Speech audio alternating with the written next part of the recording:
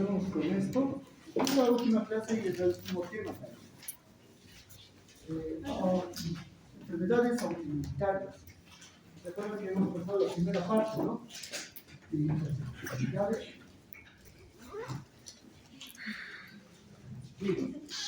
Ahora con las enfermedades autoinmunitarias, esto tienen que ver cuando el sistema inmunitario que actúa de protección y defensa, más bien cambia y ataca a las células y tejidos normales, ¿no? Por eso el término de autoinmunitario, ¿no? El ataque a sí mismo, sus propios tejidos. Toda enfermedad autoinmunitaria se define como eso, como la reacción inmunitaria, el conjunto de reacciones que van en contra de moléculas propias, componentes celulares normales. Y estas moléculas propias se van a denominar antígenos propios. ¿Bien? Ahí está. Antígenos, ¿por qué? Pues es el sistema inmunitario que nos va en su ataque. Tanto las células inmunitarias, que son los linfocitos, como también sus anticuerpos. En este caso, pues, se van a denominar autoanticuerpos. Y pues a las células que van al ataque se van a llamar autorreactivos. Van a haber linfocitos T autorreactivos, al igual que linfocitos B autorreactivos, los dos que controlan la inmunidad celular y la inmunidad humoral. Y toda enfermedad, pues, autoinmunitaria tiene que cumplir por lo menos 3 requisitos, ¿no? Como si fuesen 3 parámetros. Primero, que se demuestre que existe una reacción inmunitaria específica frente a un tejido o a un órgano que presente esos antígenos propios, donde va dirigido el ataque. Segundo, que haya pruebas, ¿no?, de laboratorio, pruebas diagnósticas, que demuestren que la reacción no se debe a otras causas, como ser, qué sé yo, el cáncer, las infecciones o el daño tisular en inflamaciones. La causa tiene que ser bien establecida como inmunitaria, primaria. Tiene que tener ese significado patogénico primario, autoinmunitario. Y tercero, la falta de otra causa bien establecida. Las enfermedades autoinmunitarias no tienen una etiología clara. No se conoce exactamente su causa. Lo que sí está bien establecido son sus mecanismos y sus factores de riesgo. Pueden ser genéticos, con ambientales combinados, pero una causa etiológica que produzca la enfermedad, hasta el momento no se sabe.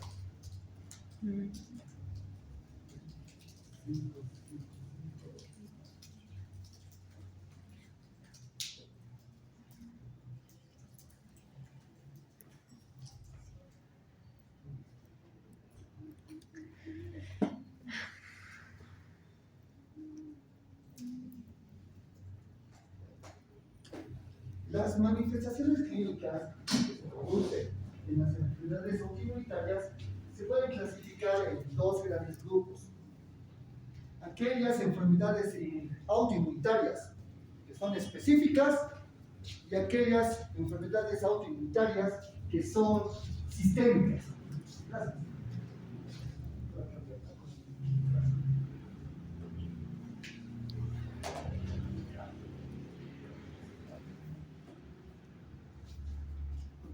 Si hablamos de específicas, es que afecta solamente un tejido, solo uno, a un grupo de células, a un tejido, y está dirigido pues contra un solo tipo de autoantígeno o antígeno propio. En cambio, si hablamos de enfermedades sistémicas, afecta a un conjunto de tejidos, de órganos diferentes, de aparatos o sistemas distintos. Esto se debe a que los antígenos propios, los que va dirigido el ataque inmunitario, son generalizados. Puede ser el tejido conjuntivo, por ejemplo. Y como el tejido conjuntivo está en todas partes, pues en todas partes aparecen manifestaciones clínicas. Bien, y pues eso es lo difícil, establecer un diagnóstico cuando encuentras de todo y no hay nada claro. Esas son muy difíciles de diagnosticar con precisión. Y entre todo este espectro hay también intermedios. Si a un extremo están las enfermedades específicas y al otro extremo las sistémicas, hay una parte del medio, donde pueden haber dos órganos distintos afectados por la misma enfermedad autoinmune. Ni es específico, ni tampoco es sistémico. Es mixto. Y tenemos ejemplos muy frecuentes. Primero, de enfermedades autoinmunitarias específicas. La diabetes, mellitus, pero tipo 1. Y este se debe, pues, a la reacción autoinmunitaria contra las células beta de los islotes del páncreas. Y vemos aquí una comparación de un islote sano con células alfa, las células beta, ¿no?, de color celeste, pero cuando el sistema inmunitario reacciona contra antígenos propios en estas células, solo ahí va el ataque y las destruye con el tiempo, generando así pues una disfunción endocrina. Si no hay células beta, no hay insulina. Por eso los pacientes con diabetes tipo 1 son insulinodependientes. Necesitan esas inyecciones de insulina cristalina para su metabolismo. Aquí tenemos otra, la esclerosis múltiple, de cual el sistema inmunitario, vemos acá en sus células, van dirigiendo su ataque contra antígenos propios que están presentes en las vainas de mielina del sistema nervioso central. Y no solamente en este caso son las células, sino también los autoanticuerpos. Cuando haya autoanticuerpos de por medio, es peor. Porque cuando se unen a los antígenos propios, forman estos inmunocomplejos que activan el sistema del complemento. Y con el sistema de complemento de por medio, hay más inflamación, más daño tisular. Tenemos en ese espectro medio, ni específico ni sistémico, una enfermedad, el síndrome de Goodpasture. Hemos avanzado eso, no lo hemos mencionado en hipersensibilidades. Este síndrome de Goodpasture es producido por un tipo de hipersensibilidad clase 2, ¿no?, mediado por anticuerpos. Porque el sistema inmunitario forma autoanticuerpos antimembrana basal para dos órganos diferentes, pulmones y riñones. Y estos autoanticuerpos atacan la membrana basal y se van depositando ahí, afectando la membrana basal del glomérulo, causando glomerulonefritis. También los autoanticuerpos antimembrana basal afectan la membrana basal de los alvéolos. Y con ello, la barrera alveolo-capilar. Y esto produce alveolitis difusa. Y los pacientes con este síndrome de Goodpasture tienen tanto alteraciones respiratorias como alteraciones renales. Ambas. Ahora, en caso de las enfermedades autoinmunitarias sistémicas, hay varias, pero el más característico y estudiado de todos es el lupus. Lupus eritematoso sistémico, ¿no? El sistémico ya indica que es generalizado. Y eso se debe, pues, a la presencia de autoanticuerpos en el lupus. Esa es su causa inmunitaria. Y los autoanticuerpos son dirigidos pues, para todas las células, porque son anticuerpos antinucleares, anti-ADN. Son anticuerpos que van a ir contra los centrómeros, contra el nucleolo, contra las histonas. La mayoría pues, de células que tenemos tienen núcleo y esos componentes. Hay también autoanticuerpos de lupus que atacan a fosfolípidos. Los anticuerpos antifosfolipídicos también pueden afectar a los factores de coagulación. Puede haber también a trastornos de trombosis muchas veces. Bueno, entonces, toda enfermedad autoinmunitaria tiene sus aspectos, ¿no? Específico o sistémico, o ambos. Y pues hay que ver que toda enfermedad autoinmunitaria es de por vida. Desde el momento que se establece, se hace el diagnóstico, no va a desaparecer. Y para conocer cómo es la patogenia de estas enfermedades, hay que conocer la tolerancia inmunitaria. ¿Se acuerdan que hemos explicado esto? Tolerancia inmunitaria. Tiene que ver con la maduración de los linfocitos T y linfocitos B. Donde estos linfocitos, aquí ponemos el ejemplo del linfocito T, deben reconocer y aprender a identificar lo propio, es decir, moléculas propias que están en los tejidos, para así poder ir hacia la sangre, hacia los tejidos, buscando cosas extrañas, antígenos, patógenos. Entonces, es acá donde en esta tolerancia inmunitaria siempre se les va mostrando antígenos propios a los linfocitos en maduración. Y son las células presentadoras de antígeno que cumplen esta función. Ahora, el linfocito T, al reconocer lo propio, no debe tener activación, no debe reaccionar. Y si no expresa esas señales de lisis, de querer destruir, madura. Esto se llama selección negativa. Y como está madurando, se va a volver linfocito inmunocompetente y sale a la circulación para cumplir su trabajo, protegernos. Pero si hay linfocitos que sí quieren reaccionar, ¿no?, contra estos antígenos propios, estas moléculas normales, se los debe eliminar. Entonces, pues, la tolerancia inmunitaria es ese fenómeno de la no respuesta, no reacción del linfocitos, que permite su inmunocompetencia. Y la autotolerancia es el mecanismo de eliminación de linfocitos peligrosos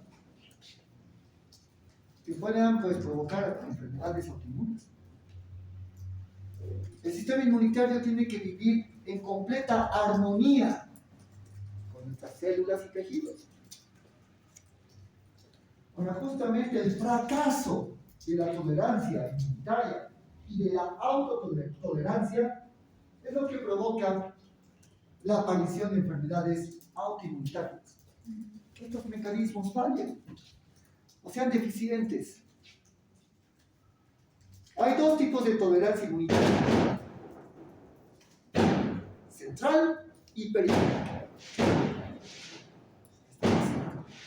¿Ya ven el entrado universitario?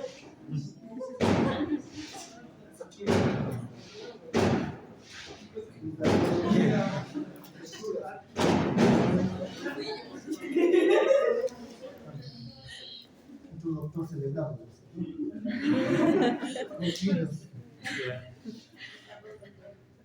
Como son estos dos linfocitos los que deben madurar, la tolerancia central se produce en sus órganos linfoides primarios, en su lugar de maduración.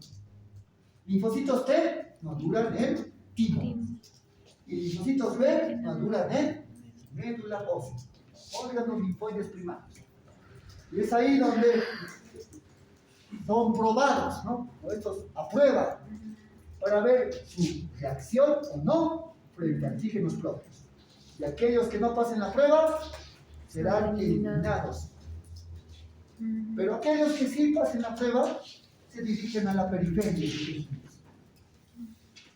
Tal vez pueda haber un linfocito que se escape de esas pruebas de selección negativa y se vaya hacia los tejidos periféricos. Pues en la periferia también hay una tolerancia periférica, que va a encontrar esos linfocitos escapistas y los va a eliminar para que no produzcan daño hacia los tejidos. Entonces vamos a ver primero cómo sucede esa tolerancia central con los linfocitos T. Vamos a ver esa selección negativa nuevamente, todos los componentes. La selección negativa se produce en la médula tímica, la médula del timo. Acuérdense de eso, ¿no? Médula tímica para los linfocitos T y médula ósea para los linfocitos B. Ambas médulas. Bueno, siempre van a poder reconocer antígenos propios que estén procesados, ¿no? Que estén presentados por el complejo mayor de histocompatibilidad, o llamado complejo principal de histocompatibilidad.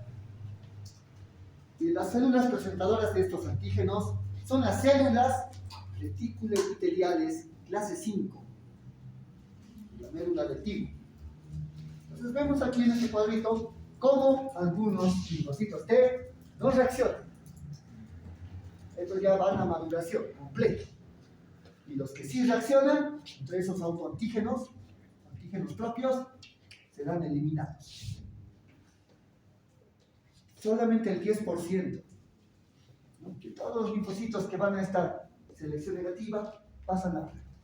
El 90% mueren. Por eso también se le conoce como delección clonal. Esta prueba. Ahora, para que sea más eficiente y los linfocitos vayan reconociendo como fuesen muestras, ¿no?, de todos los tejidos, hay algunos genes que se involucran. Los genes aire. Es como ofrecer una bandeja así de muestras gratis, ¿no?, a los linfocitos. Una pequeña muestrita de lo que van a ver cuando salgan a la periferia. Entonces ahí hay que ver si reaccionan o no. Los genes aire están en las células presentadoras de antígeno, estas que van a exponer antígenos propios a los linfocitos T, el timo. Y estos genes aire, reguladores autoinmunitarios, expresan proteínas de antígenos propios restringidos a tejidos periféricos. O sea, antígenos propios que van a encontrar pues en tejidos más recónditos del cuerpo. Y aquí vemos, miren cómo se hace la transcripción genética y traducción proteica. Y estos fragmentos peptídicos presentados por el complejo mayor de histocompatibilidad. Y ahí se acercan los linfocitos. Es como un señuelo, es una trampa. Entonces ahí verifican si realmente estos linfocitos reaccionan o no. Por eso un linfocito reconoce varios tipos de antígenos propios. Por eso es que la mayoría falla. Este señuelo, pues, lo comparo como poner una billetera con dinero.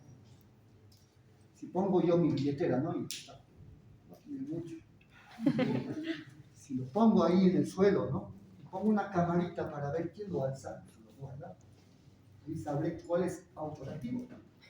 Que los que pasen y no reaccionen, dejen la billetera, esos son buenos. Pero aquel autorreactivo que agarre la billetera y se lo guarde, y lo voy a pescar con la cámara, ese debe ser muerto, ¿no? Es peligroso, es autorreactivo. Así funcionan estos genes aire.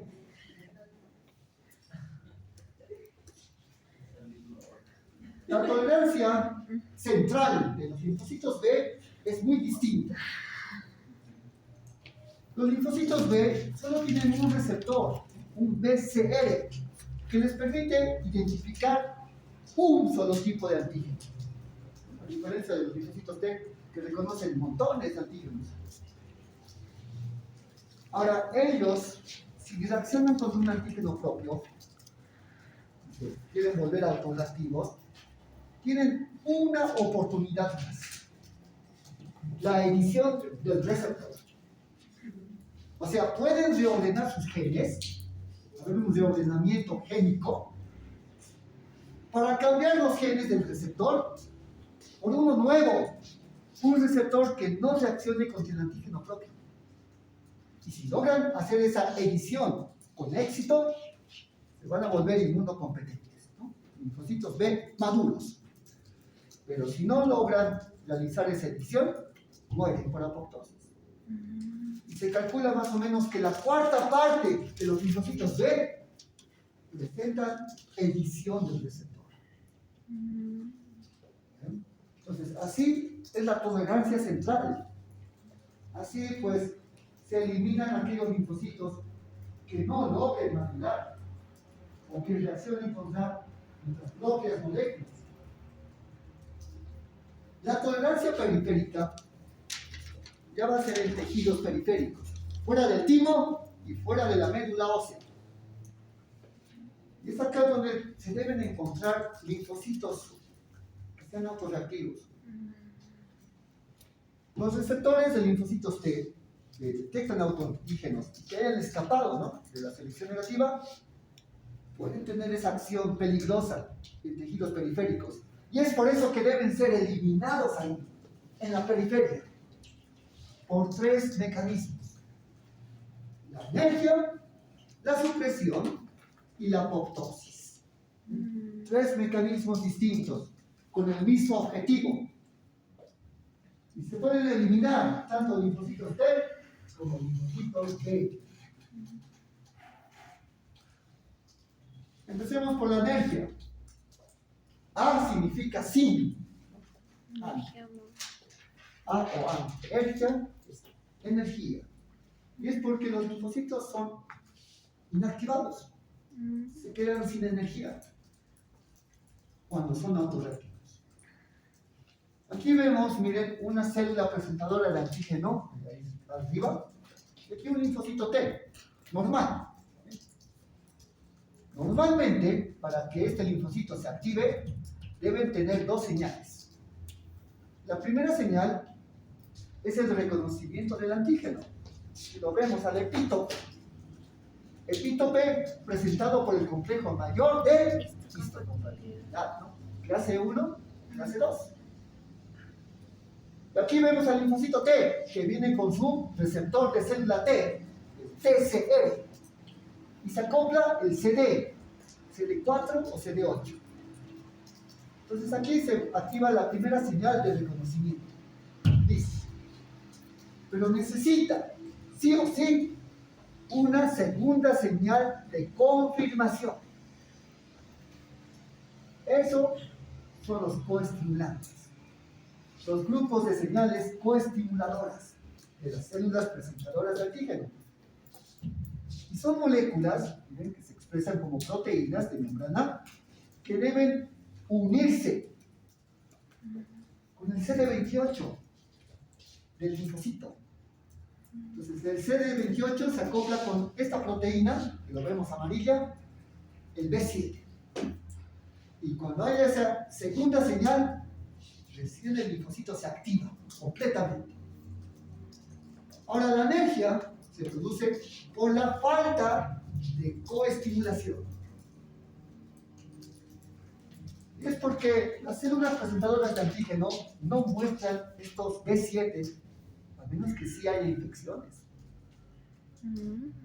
Cuando no hay infección, no hay estos B7. Porque la célula presentadora debe presentar antígenos, no otra cosa. Y cuando no hay infección y un linfocito T autorreactivo se quiere aprovechar de activarse, no hay B7, no hay segunda señal de confirmación y el linfocito T no se puede activar por completo y se queda alérgico. Y una vez que la energía se active, se inhibe por completo. Este linfocito T autorreactivo no va a poder buscar otra célula presentadora de antígenos. El bloqueo es para siempre y va a morir por apoptosis, porque ya no es funcional.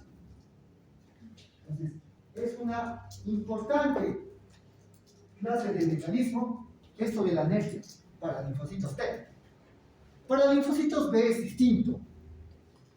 Un linfocito B autorreactivo no puede reconocer un epítope propio, un antígeno propio, y querer activarse por su cuenta. Porque este es también célula presentadora de antígeno. Pero un linfocito B no puede actuar solo. Necesita la cooperación, la ayuda de linfocitos TH2. Y le va mostrando, ¿no?, lo que ha encontrado. Y el linfocito TH2 tiene que dar interleucina 4 para poder activar a ese linfocito B. Pero los linfocitos TH2 no van a ayudar a un linfocito B autorreactivo. No le van a dar la interleucina 4 que requiere. Y si no hay esa activación, el linfocito se queda enérgico. Y va a morir por apoptosis en menos de 3 días. Entonces así se produce ese bloqueo por anemia. El problema sería si existiesen linfocitos TH2 que le dan esa interleucina 4 que requiere y que le posibilite clonarse a ese linfocito autorreactivo. La supresión, regulado o mediado por linfocitos T reguladores. Es un linfocito TCD4 que madura en el timo, es un helper. Pero estos linfocitos TCD4 producen grandes cantidades de una molécula, el CD25. Esto es lo que los convierte en linfocitos T reguladores. Y es gracias a los corpúsculos de Casal de la médula del timo, ellos inducen que formen este CD25. Esta molécula se constituye por 2 partes. Una pequeña parte es la cadena alfa para la interleucina 2. Y la otra mitad del CD25 es una proteína FOXP3. Ahora, una vez que han expresado este CD25 y están completamente maduros, estos linfocitos T reguladores salen por vía sanguínea y se van hacia los tejidos periféricos. Y su misión es detectar linfocitos autorreactivos, linfocitos T que se hayan escapado del timo. Y cuando los encuentren con esas intenciones de reactivarse, les producen citocinas inmunodepresoras. La interleucina 10 es un fuerte antiinflamatorio, y el factor de crecimiento transformante beta, que también es un supresor de inmunidad. Y así este linfocito T queda suprimido. Por eso también le llaman linfocito T supresor, ¿no?, por esta acción. Y así va eliminando células que sean atacantes, ¿no? Es como una policía interna, una policía, ¿no?, un linfocito que va buscando otros linfocitos para atacarlos. Gracias al linfocito T regulador, el feto no va a ser atacado por el sistema inmunitario de la madre. Porque el feto es un tejido extraño, que tiene otros tipos de células, otro complejo mayor de histocompatibilidad, y los linfocitos T reguladores, previenen ese ataque contra el feto y además contra el microbioma de las bacterias abróticas o comensales. Hay enfermedades vinculadas con ese CD25, los linfocitos T reguladores, el IPEX. Está en inglés, ¿no? Es la enfermedad poliendocrinopatía y endocrinopatía ligado al cromosoma X. Nombre tan largo. para indicar de que hay una alteración en el cromosoma X, precisamente los cromosomas que tienen los genes FOXP3. Cuando hay una mutación justamente de esos genes, no hay CD25 y no hay linfocitos T reguladores. Las mujeres son portadoras de la enfermedad porque tienen dos cromosomas X. Si uno está mal, el otro compensa el alelo. Ahora, si se casan y tienen hijos, hay un 25% de probabilidad de que si hay un varón, tenga la afección. Porque si nace, miren, varón, nos afecta. Mujeres no se van a afectar porque tienen dos cromosomas X. Pero si existe un niño que justamente tenga esos genes heredados de la madre, pues va a tener la enfermedad. Y el otro cromosoma es Y. XY, ¿no? Ese niño va a tener este tipo de poliendocrinopatía autoinmunitaria. Es muy grave porque afecta a glándulas endócrinas. Hay un desbalance hormonal terrible y muchos se expresan con lesiones cutáneas, con eritemas, máculas, úlceras en la piel. Es rara la enfermedad, ¿no? Porque es ligada al cromosoma X. El tercer mecanismo es la apoptosis. Los linfocitos autorreactivos son linfocitos defectuosos. Es por eso que también presentan factores proapoptósicos. En las mitocondrias, estos factores proapoptósicos facilitan la apoptosis. Y ahí tenemos el BCL, el más importante. Son proteínas que están cerradas en la superficie de mitocondrias para evitar la salida de citocromo C. Pero cuando estos factores son muy fuertes, esta proteína BIM, esas proteínas de canal se abren y el citocromo C del interior de las mitocondrias se escapa al citosol. Y esto comienza la vía intrínseca o vía mitocondrial de la apoptosis. Entonces, un linfocito autorreactivo muere espontáneamente por apoptosis, sin crear nada, porque es defectuoso. Ahora, el otro mecanismo es más sencillo para la apoptosis. El FAS, el receptor FAS, que se una al FAS ligando. El FAS ligando lo presentan los linfocitos T citotóxicos, nada más.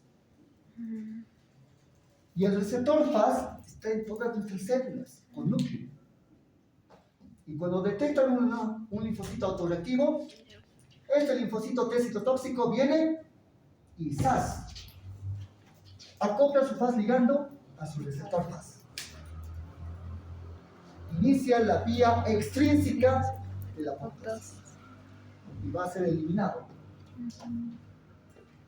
Hay mutaciones que pueden causar defectos tanto en los receptores FAS o en el FAS ligando y provocar una enfermedad, el síndrome linfoproliferativo autoinmunitario. Y como no hay un regulador de la apoptosis, hay muchos linfocitos autorreactivos y provocan enfermedades autoinmunitarias sistémicas parecidas al lupus eritematoso sistémico.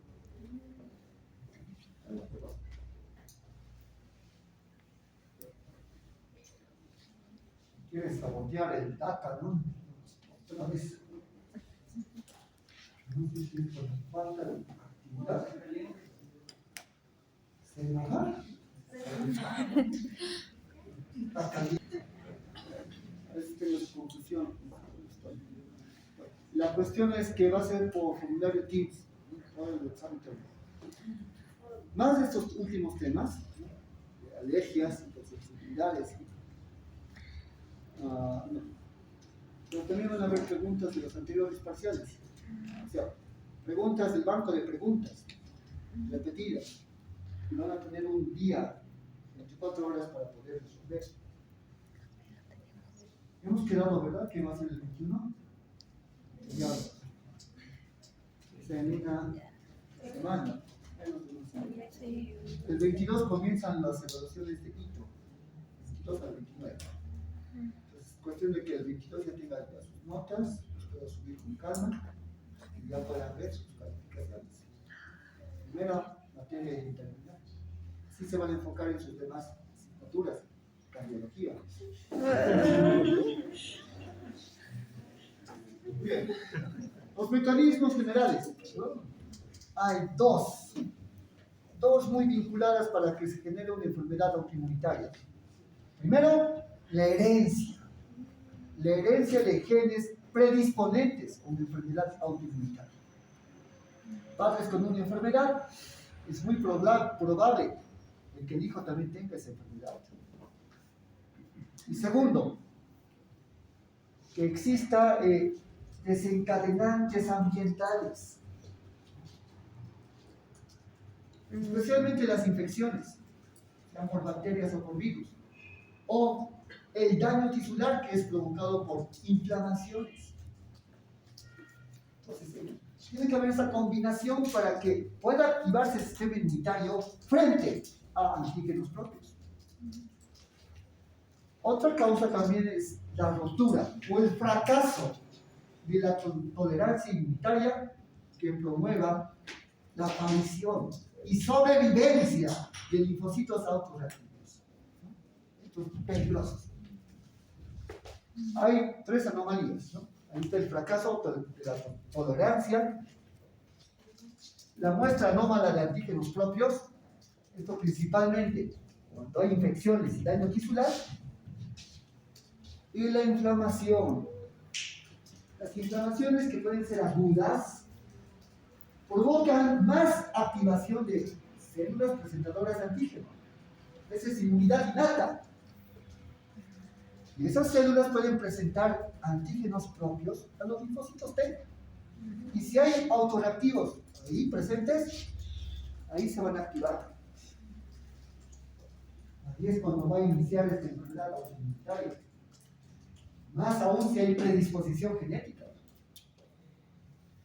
Ahí vemos un ejemplo de los genes de predisposición. Aquí está el lugar donde están los genes HLA. El brazo corto, el cromosoma 6. HLA clase 1, clase 2, y aquí al medio están los de clase 3. Los que tienen los genes para el sistema de complemento. Y estos genes, miren, subclases o subbandas, ¿no? A, B, C, D, E, F, G. Y en la clase 2, de P, de Q y de L. ¿No? Y varios subtipos. 1, 2, 3, 4. Donde esté la mutación, es ahí donde puede ocurrir la enfermedad. Un ejemplo acá es el HLA B27, este sector. Y cuando hay mutación de este gen, se produce la espondilitis anquilosante, ¿no? Donde se fusionan las vértebras, se anquilosan. Y esto provoca pues, alteraciones de la postura, de la marcha.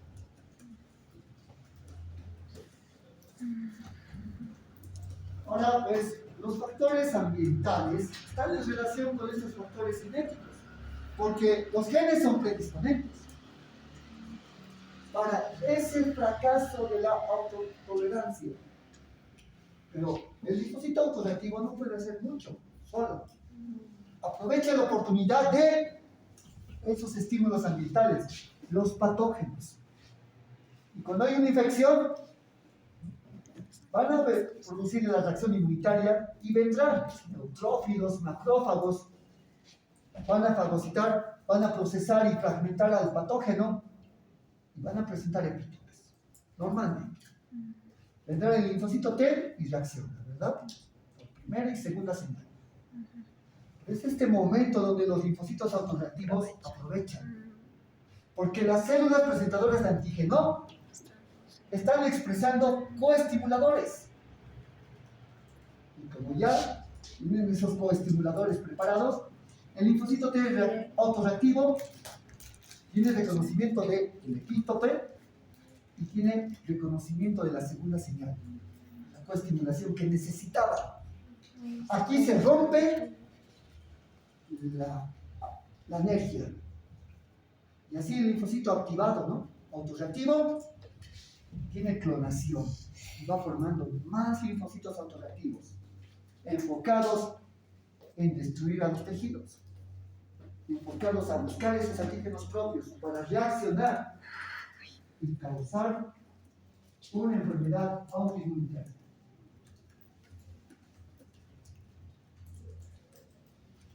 Ahora, las infecciones también pueden buscar otros mecanismos. Ahí está la expresión de coestimulantes que estaba mencionando, con las células presentadoras de antígenos, lo que rompe la energía. Ahora, el segundo mecanismo es el mimetismo molecular, o llamada imitación molecular. Hay muchos casos en los cuales los patógenos presentan antígenos de superficie que son muy parecidos molecularmente a proteínas que están en la superficie de células normales. Recuerden que los antígenos son PAMs, patrones moleculares asociados a patógenos. Son esas moléculas las que tienen un parecido, ¿no? Una similitud con las proteínas normales, con los antígenos propios. Entonces, un linfocito normal, ¿no? Está viendo a identificar estos epítopes, puede confundirse y atacar células propias. Y siempre el antecedente será una infección previa. Por ejemplo, el estreptococo beta hemolítico. Y después de una faringoamigdalitis estreptocócica, va a haber pues, una reacción autoinmunitaria post-estreptocócica. La streptolicina es muy similar a las moléculas que están en el endocardio, en las válvulas cardíacas, y se produce una endocarditis post-estreptocócica. Por esa razón. Ahora, el virus del Epstein-Barr y virus de la inmunodeficiencia humana, VIH, pueden promover la activación de linfocitos B, policlonales, autorreactivos. Y ellos van a producir a su vez autoanticuerpos que afecten a tejidos, tengan antígenos propios.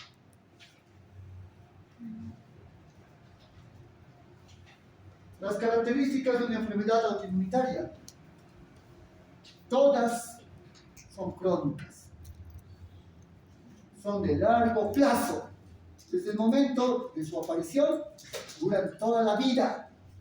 Van a haber periodos donde empeoren los síntomas, periodos de recaídas, y también van a haber periodos de remisiones, donde los síntomas a veces desaparecen por completo, por periodos cortos, recaída, remisión, recaída, remisión. Así va la vida de una persona con una enfermedad autoinmunitaria, donde el daño celular, el daño a los tejidos es progresivo, siempre va en aumento, nunca retrocede.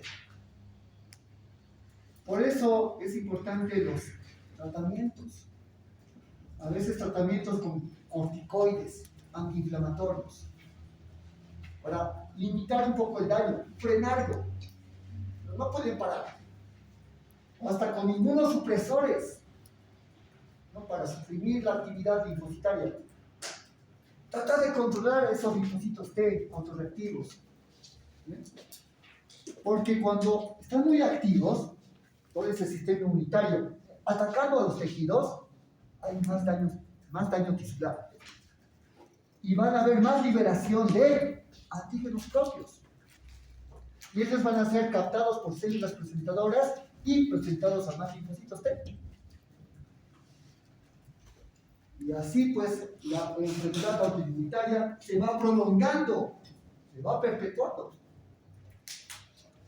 Ahora bueno, las manifestaciones clínico-patológicas van de acuerdo al tipo de reacción inmunitaria, sea de linfocitos T, sea de autoanticuerpos, los linfocitos B, o sean de ambos. Entonces hay que ver eso. Viene una enfermedad. Vamos a ver el lupus. Vamos a ver solamente esto, ¿no? Es una enfermedad autoinmunitaria sistémica. Y está regulada por únicamente autoanticuerpos. Aquí no hay linfocitos autorreactivos. Y estos autoanticuerpos, que son numerosos, principalmente están dirigidos contra el ADN, anticuerpos antinucleares. Inclusive se pueden formar inmunocomplejos, antígeno propio y autoanticuerpo, y provocan hipersensibilidad tipo 2 y tipo 3. Hay también autoanticuerpos dirigidos contra eritrocitos, o contra plaquetas, o contra factores de la coagulación.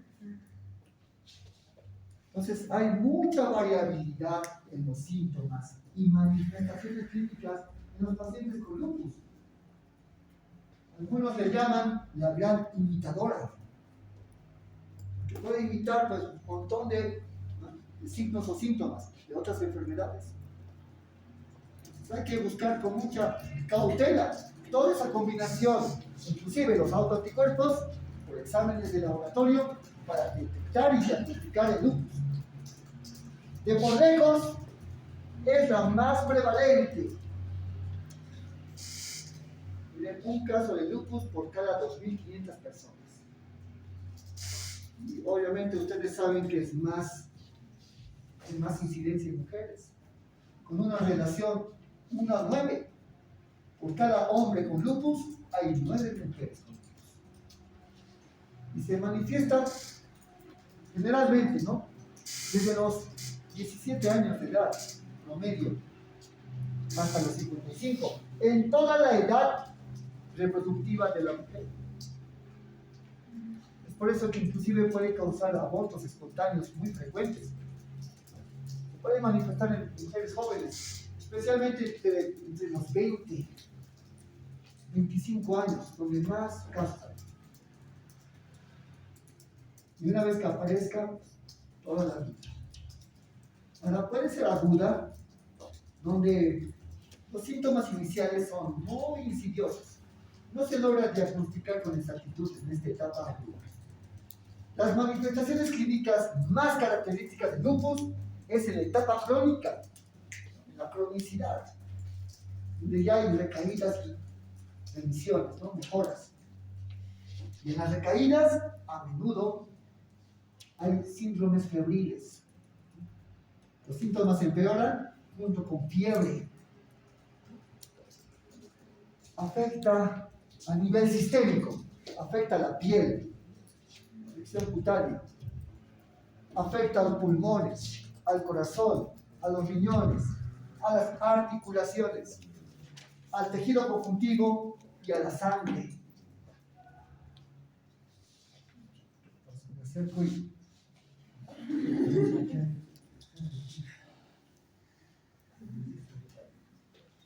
Ahora, entre los autoanticuerpos hay muchos. A veces hay falsos positivos o falsos negativos. Hay que buscar anticuerpos que sean muy específicos.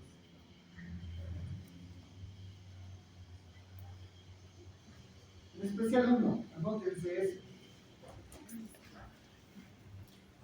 El antígeno Smith. ¿Les habían escuchado? Sí. El antígeno Smith es una ribonucleoproteína. Está en el núcleo. Y contra ese antígeno Smith, ¿no? Antígeno entre comillas, porque no es nada patogénico. Es una proteína normal del núcleo. Se produce autoanticuerpos. Los anticuerpos anti-antígeno Smith. Y esos son prácticamente diagnósticos. Son virtualmente diagnósticos, porque solamente aparecen en el lupus. En cambio, factor reumatoide, anticuerpos antinucleares, anticuerpos antilinfoma, aparecen en lupus, en síndrome de Sjögren, artritis reumatoide, esclerosis sistémica y varias más. Hasta aquí vamos a empezar. No quiere aquí colaborar el lápiz. ¿Qué pasa? Voy a pasar la presentación, pero lo puedo explicar en pizarra. Es necesario, aparte de la química, ¿no?, que es fundamental, la detección de los autoanticuerpos. Aquí vemos el conjunto de los ANAs, anticuerpos antinucleares, que se agrupan en cuatro categorías: ADN, anticuerpos anti-ADN, antihistonas, antiproteínas diferentes a las histonas, y significa ribonucleoproteínas, y los antinucleolares, o sea, las estructuras del nucleolo. Y todos tienen un patrón distinto. Gracias a la inmunofluorescencia indirecta, con microscopios de campo oscuro, así se detectan los autoanticuerpos, que brillen, ¿no?, con esa fluorescencia verde. Y según el patrón que ustedes pueden leer, sabemos qué autoanticuerpo exactamente está brillando. Y vamos a saber en qué grupo, es decir, qué enfermedad inmunitaria es la que presenta el paciente: lupus, artritis reumatoide, síndrome de Sjögren, polimiositis, dermatomiositis, y así, ¿no? Y ya han visto que muchas enfermedades comparten esos mismos anticuerpos antinucleares. Por eso hay que complementar los estudios diagnósticos.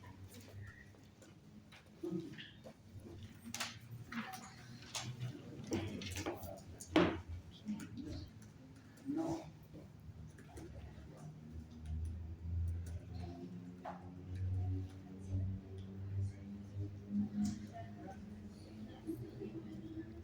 Qué genial explicando por qué. Qué genial lo explica el doctor. Porque ya lo pillas. ¿Sabes qué pasa?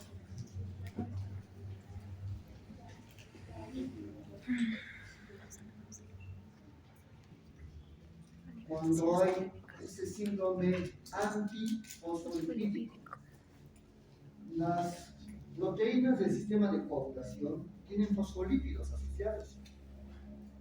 Y cuando estos autoanticuerpos atacan esos fosfolípidos de los factores, especialmente la protrombina y la proteína C y la proteína S, pueden producir primero anticoagulación.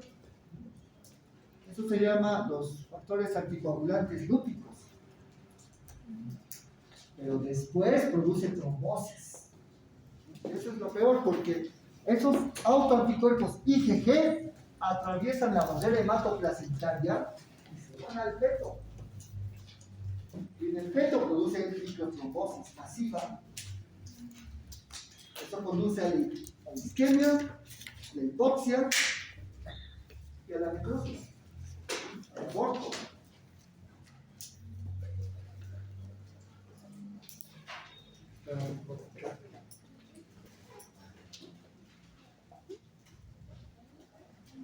Autoanticuerpos al cerebro, usando la barrera hematoencefálica, y causar manifestaciones neuropsiquiátricas que van desde alteraciones cognitivas hasta la demencia. En vasos sanguíneos, pues vasculitis, especialmente en la piel. Esto es hipersensibilidad de tipo 2, vasculitis necrosantes, donde hay necrosis fibrinoide. Y vemos ahí esas manchas, ¿no?, esas púrpuras en la piel. En los riñones, la nefritis lúpica. Y vemos ahí los 5 clases que hay. Siempre va en avance. Afecta primero, en primeras clases, al mensaje. Clases 3 y 4, vemos que puede ser focal o difusa. Se afecta a menos del 50% o más del 50% de glomérulos. Y la fase 4 es la más característica, ya que en muchas casos se hace diagnóstico. Las 5 y las 6 ya son terminales. tener afectación no solamente de los glomérulos, ¿bien? Una esclerosis hace el 90%, sino también de las paredes vasculares, se ponen gruesas.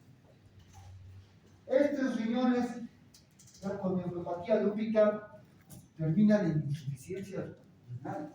De ahí podemos ver el engrosamiento, ¿no?, del glomérulo, su afectación, el engrosamiento de los vasos que produce congestión en los glomérulos. Ya no son funcionales. Los pacientes con estas alteraciones deben ir a hemodiálisis.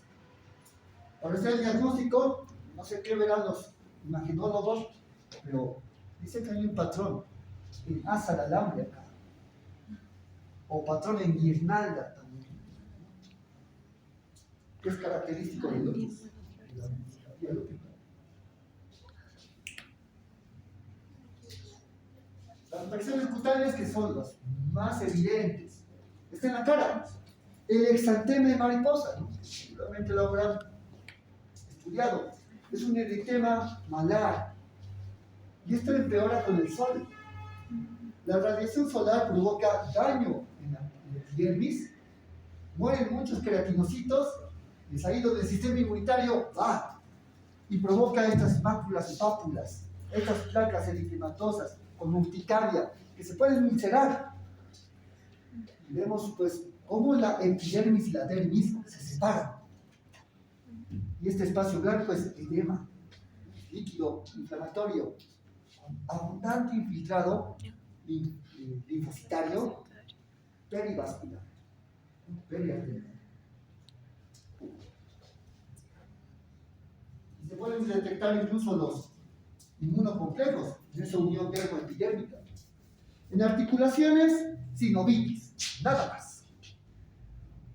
Eso lo diferencia de la artritis reumatoide, porque no es erosiva, es poco deformante. En el sistema nervioso central puede haber oclusiones de pequeños vasos. Y en corazón, endocarditis con valvulitis. Estas nodulaciones rojizas que vemos acá, que pueden hasta ocasionar calcificaciones de las cuerdas tendinosas, causando insuficiencias valvulares o estenosis valvulares. Y esto se llama, es la endocarditis valvular de Lehmann-Sachs. Es de lupus, paso pulmónico. En pulmones puede haber fibrosis pulmonar. Y en las pleuras, derrame pleural, bilateral. Y se ve radiográficamente el pulmón con un patrón así medio empanal. Algunos le dicen empanal a veces, o vidrio cementado. Ahora, a nivel de otros órganos, en el bazo puede haber crecimiento, esplenomegalia, porque eritrocitos y plaquetas están recubiertas por los autoanticuerpos y irán a morir al bazo. Y en el bazo, pues, hay hiperplasia de los nódulos linfoides, de la reacción autoinmunitaria, y las arterias penicilares, que están entre pulpa blanca y pulpa roja, se vuelven muy gruesas. Hay una hiperplasia concéntrica en capas de cebolla. Bien característico. Pulmones, ya hemos dicho que hay fibrosis pulmonar. Y esto conduce a la hipertensión pulmonar. Y en otros lugares, como los ganglios linfáticos, linfademias. Se hinchan los ganglios, hay nódulos germinales, nódulos linfoides con centros germinales, con mucha célula, hiperclásico, porque los linfocitos B autoreactivos están en expansión clonal, generando esos autoanticuerpos en masa. Y bueno, la última. El lupus eritematoso sistémico tiene también variantes. El lupus eritematoso subagudo, que son etapas iniciales también del sistémico, donde se afecta primeramente la piel. Y el lupus eritematoso discoide, que es otra patología derivada del lupus. Ya estamos viendo las dos imágenes justamente del discoide. Este lupus es específico, porque solamente afecta a la piel, no afecta a otros órganos internos. Y en la piel aparecen característicamente estas manchas, a veces con forma de discos, discoides, eritematosas, enduladas, con bordes eritematosos, ¿no? Rojizos. Entonces, hay que hacer la biopsia y ver justamente esas características clínicas, la vasculitis, los autoanticuerpos, y se hace el diagnóstico. Este es el lupus más benigno, porque sus manifestaciones clínicas son pocas y se pueden controlar. Hasta aquí terminamos. Voy a pasar esto. Aquí no me disogen más, pero Schopen lo conocen. Boca seca, ojos secos, ¿no? Oftalmia, serostomía.